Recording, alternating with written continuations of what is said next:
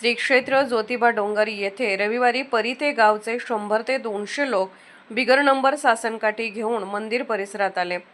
त्यांनी मंदिरात दारू पिऊन वयस्कर लोकांना मारहाण केली, महिलांची छेड काढण्याचा प्रयत्न केला आणि ज्योतिबा देवाच्या आरतीमध्ये अडथळा आणला, धक्काबुक्की केली। तसेच देवळात देवाच्या आरतीच्या वेळी ढोल वाजवणाऱ्या एका वृद्ध पुजाऱ्याशी गैरवर्तन केले। तसेच देवस्थान समिती इंचार्ज धैर्यशील तिवले यांच्यावरती पण हात उचलला। यावेळी देवाच्या लवाजम्यात नवीनच दाखल झालेल्या उंटाला बिथरवण्याचा प्रयत्न केला। आजूबाजूला जे त्याच्या आडवे येतील त्यांच्या डोळ्यात गुलाल मारण्याचा प्रयत्न करत होते।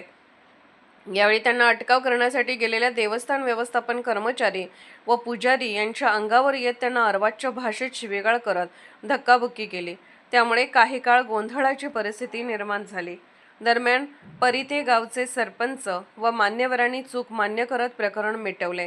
दरम्यान या घटनेच्या व्हिडिओची दुसरी बाजू न पाहता पुजारी समाजाची बदनामी करत एका वृत्तवाहिनीने ही बातमी प्रसारित केली। त्यामुळे सर्वत्र पुजारी समाजाची विनाकारण बदनामी झाली व जनमानसात चुकीचा संदेश प्राप्त झाला असल्याचे पुजाऱ्यांनी सांगितले। या घटनेच्या निषेधार्थ आज सोमवार दिनांक 23 मार्च 2026 रोजी संपूर्ण गावातील सर्व दुकाने व व्यवहार बंद ठेवून या घटनेचा सर्वांनी तीव्र निषेध व्यक्त केला। यावेळी गावकरी, पुजारी, व्यापारी, ग्रामस्थ व भाविक भक्त मोठ्या संख्येने उपस्थित होते। अनिल सांगळे, ज्योतिबा डोंगर। काल मंदिरामध्ये जो प्रकार झाला, सकाळी 8 वाजल्यापासून ते 1-1:30 वाजेपर्यंत परिते गावचे लोक पूर्ण नशेत धुंद होते आणि त्यांनी इथं येणाऱ्या भाविकांना वगैरे भरपूर त्रास दिला, महिला वर्गाची छेडछाड वगैरे केली आणि ह्या गोष्टीचा गुरव समाजाचा अध्यक्ष ह्या नात्याने मी पहिला निषेध करतो।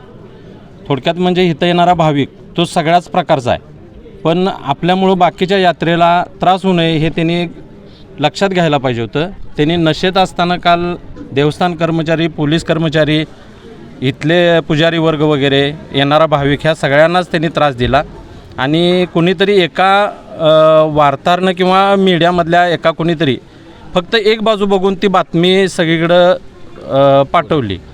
त्याच्यामुळं आमच्या समाजाची नाहक बदनामी विनाकारण झालेली आहे।